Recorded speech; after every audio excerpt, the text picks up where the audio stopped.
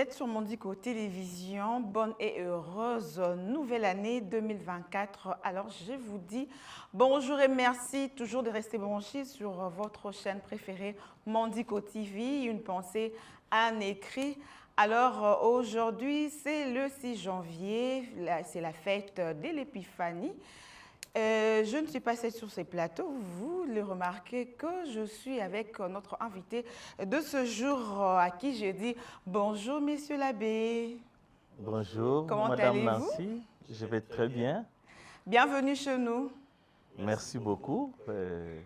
Ok, alors vous allez faire une petite présentation de vous. Faites-vous découvrir aux fidèles téléspectateurs de Mondico Télévision. Je suis le Père Jean-Willy Mopila de la congrégation du Saint-Sacrement et actuellement je suis supérieur de la communauté des Bienheureuses Anouarites à la paroisse Bienheureuse Anouarite ici à Lupin. Ok. Voilà, donc là je suis vicaire. D'accord, là vous êtes vicaire, alors vous avez vraiment un parcours assez exceptionnel. Est-ce qu'on peut encore savoir plus sur votre parcours, abbé? Sur mon parcours, c'est un parcours un peu vaste, mais ce qui est vrai, c'est que j'ai été ordonné en 2012 à la paroisse Saint-Sacrement, où je fus vicaire. Je suis resté là 2 ans.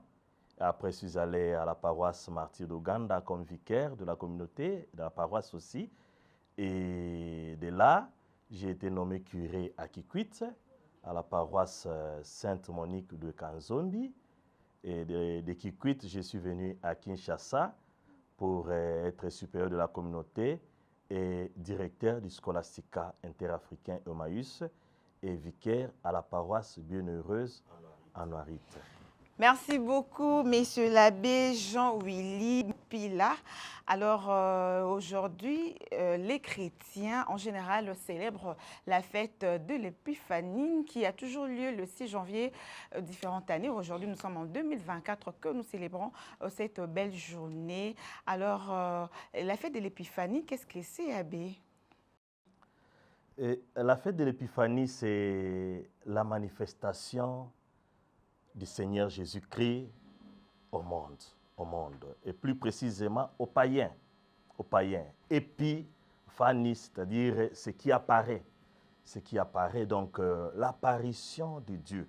C'est Dieu qui est né a comme mission de sauver l'humanité. Et sa mission, c'est de voir que même les païens adhèrent à son salut.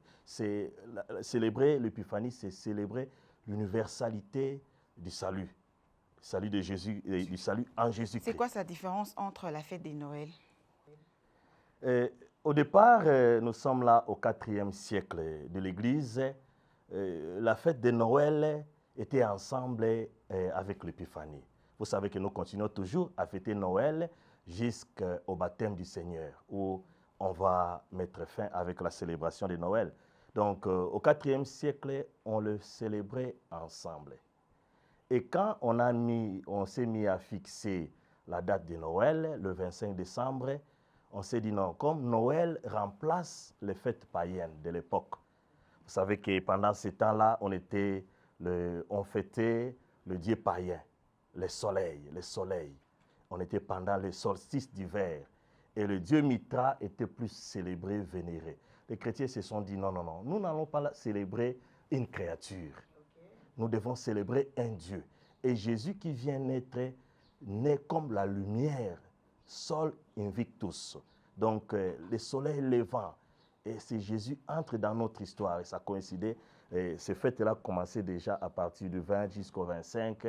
On célébrait le soleil qui est vainqueur. On s'est dit non. Les chrétiens se sont dit, nous devons célébrer Jésus-Christ. Alors, du coup, on a eu à décaler l'Épiphanie. L'Épiphanie a été renvoyée après.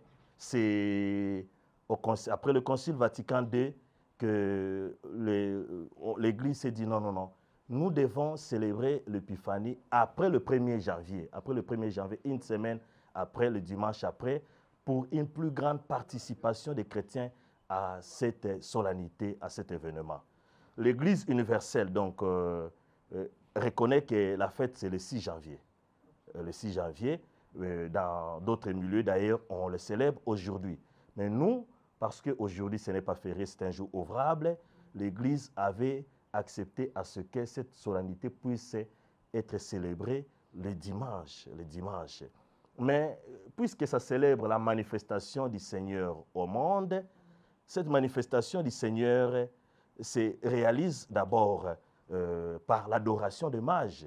Nous voyons que à travers cet épisode des mages qui se déplacent, dans Matthieu chapitre 2, du 1er au 12e verset, les mages reconnaissent ceux qui sont des païens. J'allais juste poser aussi la question, des mages étaient-ils des païens? Oui, ils étaient bien sûr des païens. Je vais y arriver. Donc, on célèbre la découverte de Jésus-Christ par le mage et leur adoration. On célèbre le baptême du Seigneur, c'est aussi une épiphanie, la manifestation du Seigneur, parce que quand on baptise Jésus-Christ, l'Esprit Saint descend sur lui. Celui-ci est mon Fils bien-aimé.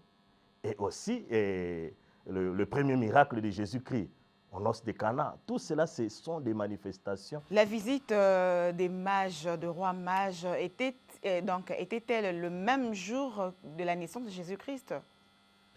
Par rapport aux épisodes, les épisodes montrent que c'était bien après, parce que les mages, quand ils se déplacent, ils vont rencontrer l'enfant et sa mère. Donc Jésus était déjà né. Les mages doivent quitter de l'Orient jusqu'à Bethléem, donc faire ces déplacements-là pour rencontrer Jésus-Christ qui vient de naître. Donc lorsqu'ils ont appris, ils sont allés vers celui qui est né, le roi des Juifs. Avant de rencontrer l'enfant Jésus, ils sont allés tout d'abord voir le roi Hérode, lui qui avait une mauvaise intention de tuer l'enfant Jésus. Comment s'était-il passé? Bon, c'est là où commence le message même de l'épiphanie. Donc, nous lisons ça dans Matthieu, chapitre 2, du 1er au 12e verset. Le texte nous dit que le mage là était des astronautes. Les astronautes, ce sont des savants, ceux qui maîtrisaient bien les phénomènes, les différents mouvements des étoiles. Alors, lorsqu'ils ont vu une étoile qui n'était pas toujours là, quelque chose de nouveau, ils se sont dit, non mais comment? Ça, c'est une nouvelle réalité. Nous devons chercher à la connaître.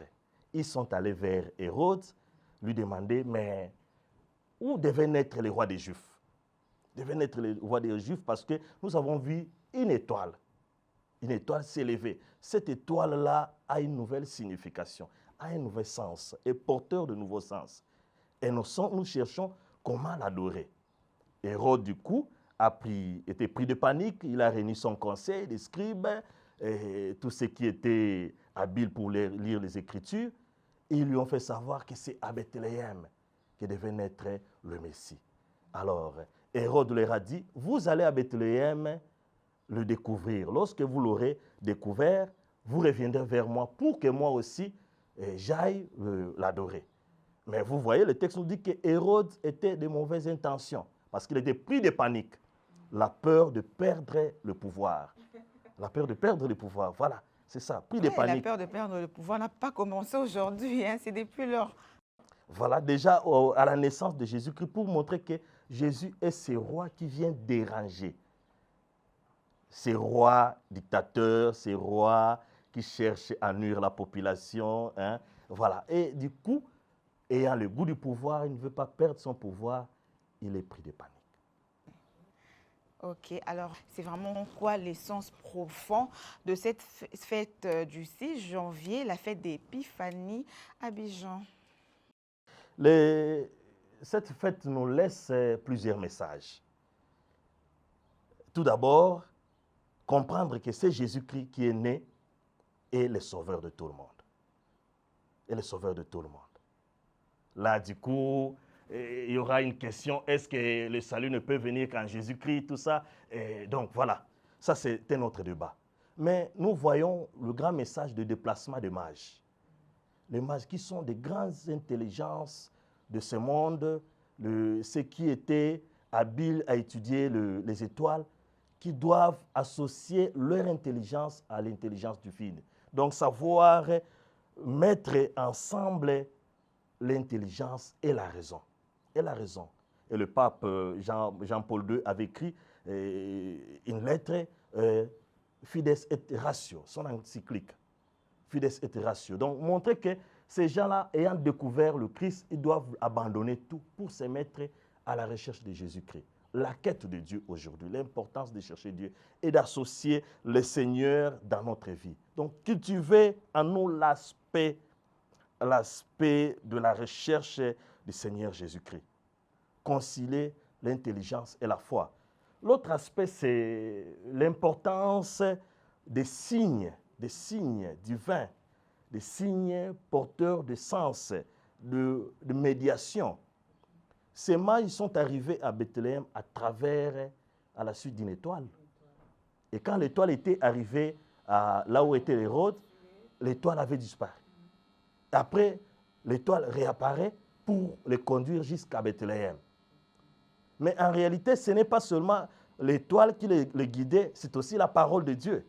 Parce que la parole de Dieu leur a fait savoir que c'est à Bethléem que devait naître le roi des Juifs. Vous comprenez? Donc, c'est pour nous montrer que Dieu se laisse voir à travers des signes. Des signes. L'étoile, c'est une créature de Dieu. Aujourd'hui, Dieu est les signes qui sont là, la nature est révélatrice de la présence de Dieu. Donc nous devons cultiver en nous la lecture profonde pour comprendre que Dieu agit à travers nous, à travers la nature, à travers certains signes qui sont porteurs de messages divins. Et un autre message, c'est que quand ils sont arrivés là-bas, ils ont vu Marie, sa mère, et l'enfant, et le petit enfant. Le texte dit, et le petit enfant, dans la maison. Le texte ne dit pas dans la mangeoire maintenant, mais c'est dans la maison. Dans la maison. Donc, Marie, sa mère, et l'enfant. Donc, ça nous montre aussi un autre message, c'est la communion de l'enfant avec sa mère dans la maison. Vous savez que Bethléem signifie maison de pain. Maison de pain. Donc, ils ont retrouvé Marie et Jésus dans la maison de pain. Et Jésus, c'est ce pain. C'est ce pain dont le monde a soif. C'est ce pain dont le mage, même le païen, tout le monde avons soif. Et vous voyez déjà que dans la crèche, là tout autour, il y a même les bêtes qui sont là en train de chercher le foin, en train de chercher le pain de la vie. Et Jésus est ce pain-là dont le monde aujourd'hui a besoin. Et quand ils sont arrivés, ils ont vu cet enfant-là avec sa mère. La communion de la maman avec l'enfant. Aujourd'hui, c'est du coup un lieu pour nous de reconnaître la grande valeur de la famille, la grande valeur de la maman, l'importance de la maman, l'importance de Marie dans la vie de Jésus-Christ et dans la vie de l'Église. Aujourd'hui, beaucoup de mamans aujourd'hui ne portent plus leurs enfants. Tu es là, non? Tu es témoin. Hein? Tu peux en dire quelque chose. Beaucoup de mamans aujourd'hui ont abandonné leurs enfants. Bon, si disons, nous avons aujourd'hui des enfants de la rue. beaucoup de mamans ne portent pas leurs enfants. Les enfants manquent beaucoup plus d'affection de leur mère. C'est trop dur parce que nous voyons des mères surtout qui travaillent. Ils ont quand même 3 mois de congé pour être avec leurs enfants. Et si le travail l'appelle à retourner pour travailler, qu'est-ce qu'elle va faire? Non, mais ça a toujours des conséquences sur la vie des enfants. Hein? Le manque d'affection maternelle. Hein? Vouloir remplacer parfois le lait maternel par les biberons et tout cela. Et maman va rester plus longtemps au travail, revient, et c'est la bonne qui continue à éduquer l'enfant. Là, ça ne va pas. Mais aussi, c'est le rapport entre maman et l'enfant aujourd'hui qui doit être valorisé. Il doit être valorisé. Et beaucoup de mamans aujourd'hui qui mettent au monde et abandonnent les enfants comme ça. Donc ça met en valeur la place de la famille, l'affection maternelle.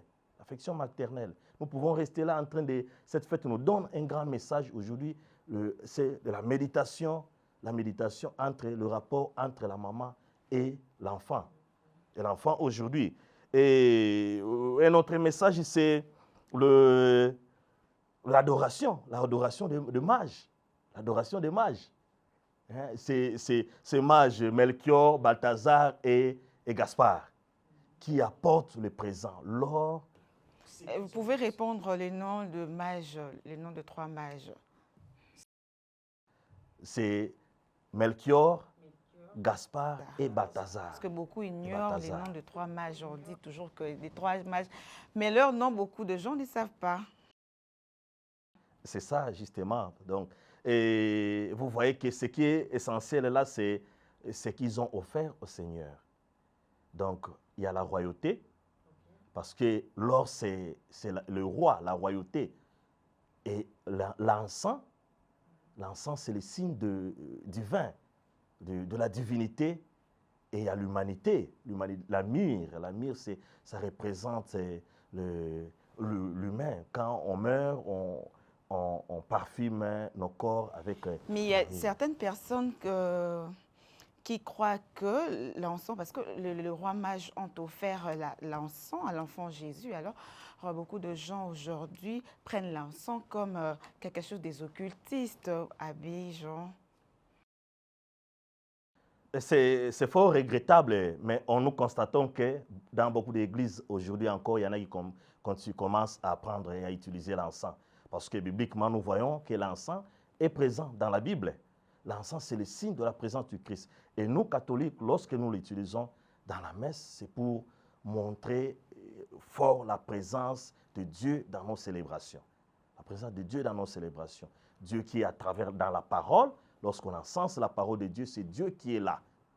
Et Dieu qui est en la personne du prêtre, Dieu qui est dans l'assemblée aussi. Et Dieu qui est vivant parmi nous. Donc, c'est le signe de la présence de Dieu. Et du coup, le diable sentant l'odeur qui monte, qui est parfumée. Donc, vous savez que le diable ne doit pas s'approcher là parce que le diable a peur. Qui peut utiliser l'encens?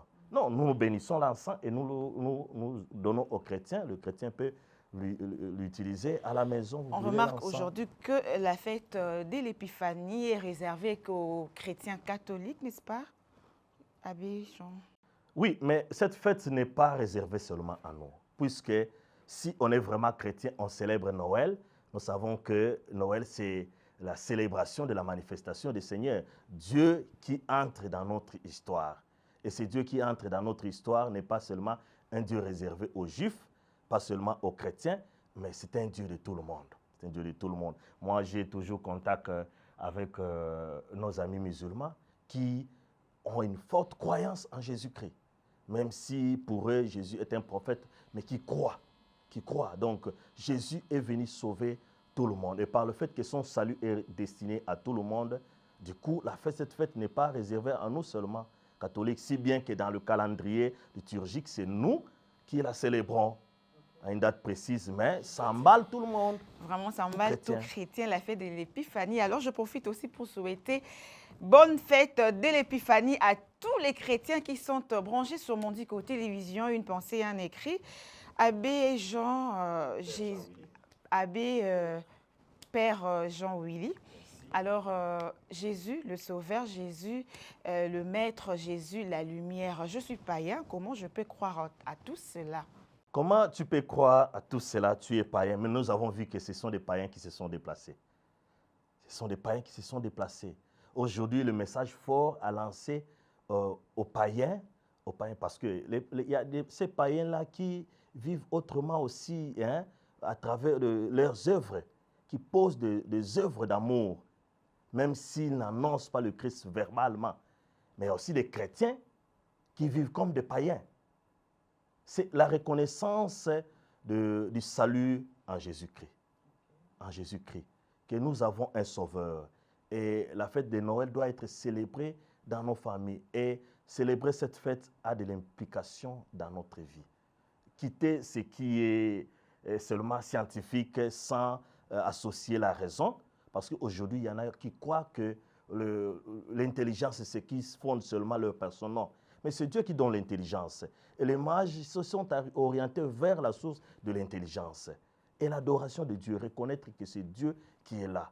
Donc, du coup, reconnaître qu'il y a un jour aussi pour louer le Seigneur. Et notre vie ne dépend que de Dieu. C'est Dieu qui nous donne tout. Donc, la dépendance totale à Dieu. Et ils ont reconnu qu'il y a un Dieu qui est né. Ils sont allés à la rencontre de ce Dieu-là. Et nous tous aussi, nous devons faire ce mouvement-là. À chaque fois, reconnaître que Dieu est là, aller l'adorer, aller à l'église, prier le Seigneur, lui offrir ses dons, ce qui est précieux Merci de notre beaucoup. vie. Alors, quelle attitude doit-on avoir pendant la célébration de cette fête d'Épiphanie, Père Jean-Willy? Quelle attitude? C'est l'attitude de vénération, l'attitude d'adoration. L'attitude d'adoration, d'émerveillement devant la grandeur de Dieu, que c'est Dieu qui est venu nous donner le salut. Qu'est-ce que nous pouvons lui donner en retour? Si ce n'est que l'acte de la reconnaissance. L'acte de la reconnaissance. Et du coup, quitter le Dieu de ce monde, laisser la vénération de ce Dieu de ce monde pour adorer le vrai Dieu. Et là, j'avais oublié un autre message qui était important parce que nous sommes allés très vite. C'est le retour de mage. Le retour de mage. Okay. Parce que vous savez que Hérode leur avait dit que lorsque vous l'aurez découvert, vous reviendrez vers moi pour que moi aussi j'aille l'adorer.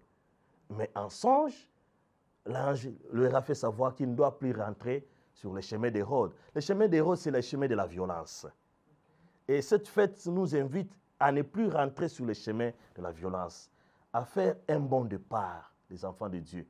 Le chemin de la violence, c'est le chemin, tout ce qui ne respecte pas la dignité de l'homme, hein, de la dépravation de mœurs, de la tuerie. Et au début d'une nouvelle année comme ça, et en célébrant la fête de Noël, nous devons prendre un nouveau départ. Un bon départ, les enfants de Dieu, marcher dans la bonne voie des enfants de Dieu, dans la crainte de Dieu. Vous voyez que les mages ont laissé le chemin d'Hérode pour commencer un nouveau chemin des enfants de Dieu lorsqu'ils ont découvert Jésus. Alors, quel vraiment est les bénéfices de recevoir? Est-ce que vous venez de parler de rois mages, ils étaient de païens, mais eux-mêmes n'ont pas profité, je ne sais pas s'ils ont reçu Jésus après cette visite après cette visite offerte à l'enfant Jésus. Alors, quel est vraiment le bénéfice à une personne de recevoir Jésus-Christ dans sa vie comme Seigneur et Sauveur? Le bénéfice, c'est quoi? Les rois mages, leur mission était d'aller rencontrer le nouveau roi. Et lorsqu'ils l'ont rencontré, ils lui ont offert tout ce qu'ils avaient de plus précieux. L'or, l'encens et la myrrhe. Et après, ils ont commencé. C'était la mission pour eux. Le bénéfice pour nous, qui avons rencontré, qui avons visité, qui avons célébré Jésus le jour de sa naissance, ce n'est pas que cette fête devienne seulement une habitude, mais à chaque fois, ça doit créer en nous un nouveau cheminement. La fête de Noël doit nous amener de nouvelles valeurs dans la société. Après les élections comme ça, et nous avons tout ce qui tourne autour des élections, mais je pense que c'est un moment pour nous, un moment interpellant de laisser de côté les mauvais chemins pour commencer un nouveau chemin des enfants de Dieu. C'est ça le bénéfice spirituel, mais le spirituel qui éclaire le matériel, des relations interpersonnelles et notre vie concrète. Alors, en parlant de bénéfices aussi, est-ce que ces bénéfices aussi peut-elle inclure la foi? Inclure la foi? Bien évidemment, parce que c'est là où notre intelligence doit être éclairée par une intelligence divine.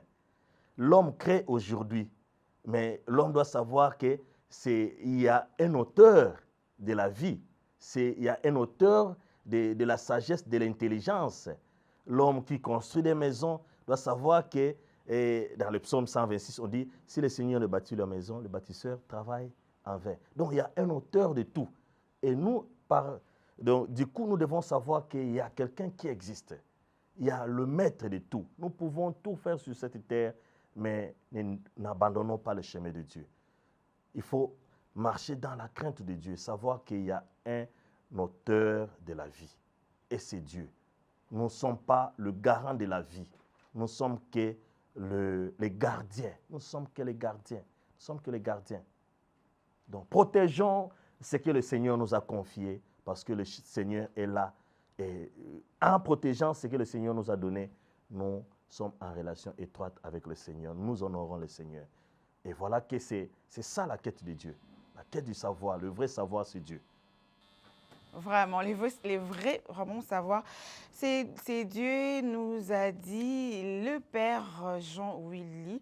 Alors, Père Jean-Willy, j'aurais vous demander, est-ce que, hormis hormis l'étoile, il y a autre symbole de l'épiphanie? Le symbole de l'épiphanie, si nous restons même à la fête d'aujourd'hui, c'est la parole de Dieu. La parole de Dieu qui guide, qui guide. Aujourd'hui, nous devons être enracinés parce que la parole de Dieu est notre lumière. Donc, passons de moments aussi, je suis venu avec ma Bible, parce que si tu allais me demander de lire, j'allais lire la Bible. La parole de Dieu doit être le fondement de la vie chrétienne. Nous, comme catholiques, nous avons comme source la parole de Dieu, la tradition, le magistère. Donc, vous voyez que c'est ça. La parole de Dieu est incontournable. Cela pour connaître Bethléem, ils se sont référés à la parole de Dieu comme lumière qui doit guider leur cheminement, leur chemin. Et puisque nous lisons la parole de Dieu, nous devons mener une vie par rapport à ce qui nous inspire les Écritures. On ne doit pas lire la parole de Dieu et dans la vie concrète, on fait autre chose. Non. Vraiment. En parlant de l'Écriture, alors la naissance de Jésus a été annoncée déjà dans l'Ancien Évangile. Alors la visite de Mage aussi a été-elle annoncée dans l'Ancien Évangile? Donc, dans l'Ancien Testament, d'abord, il faudra savoir que parmi les évangélistes, il n'y a que Matthieu qui parle de ça. Il n'y a que Matthieu qui parle de ça. La visite de Mage, non. Mais déjà, dans les textes que nous allons lire demain, de la première lecture, nous montre déjà que nous devons tous nous cheminer vers le Seigneur. Donc, le cheminement. Et tout l'Ancien Testament est une préparation, justement, de la rencontre de Jésus. Préparation du Nouveau Testament. Donc, c'est vraiment une préparation. Si bien que ça n'a pas été annoncé implicitement, mais déjà la révélation divine, l'Ancien Testament est la préparation de la venue de Jésus. Merci beaucoup, Père. Alors, il y a deux chrétiens qui sont en train de nous suivre actuellement. Qu'est-ce qu'ils peuvent retenir exactement pourquoi nous célébrons la fête d'Épiphanie à Père Jean-Willy? Voilà, je suis très heureux de donner un message à la fin de cette émission. Le message, c'est que Jésus qui est né à Bethléem est venu sauver tout le monde. Tout le monde. Et les païens. Et les païens. Théard de Chardin disait, tout converge vers Jésus-Christ. Tout converge vers Jésus-Christ. Donc, on ne met pas de côté, il n'y a pas, non, non. Et nous avons vu que les païens font un effort pour adhérer à la foi. Ils quittent leur intelligence, leurs habitudes pour aller à la rencontre. Voilà le grand message. Et nous tous, nous devons partir vers Jésus-Christ. Quitter nos habitudes pour aller à la source. À la source. Que nous inspirent les Écritures? Devant des situations de la vie, que nous inspirent les Écritures? Merci beaucoup encore une fois à Père Jean-Willy d'avoir répondu à notre invitation. Nous sommes arrivés à la fin de cette émission. Alors, comment avez-vous trouvé la chaîne Mondico Télévision? Parce que c'est la première fois que vous aussi, vous êtes venu visiter notre chaîne Mondico Télévision comme le roi Mage, n'est-ce pas? Oui, je suis très heureux. Il vous manque l'or. Je suis très heureux de venir pour la première fois et d'être bien reçu par vous, Madame Nancy. Et merci beaucoup de votre accueil et de l'accueil de toute l'équipe technique. Je suis très content. Très content, vraiment. Merci beaucoup. C'est par là que nous bouclons cette émission spéciale, si je peux dire comme ça, spéciale 6 janvier, la fête d'Épiphanie. Donc, ce n'est pas que la fête de catholiques, c'est la fête de tout chrétien qui a reçu le Seigneur Jésus-Christ comme son Seigneur et Sauveur. Alors, on vous dit encore une fois merci beaucoup et à la prochaine. Merci beaucoup.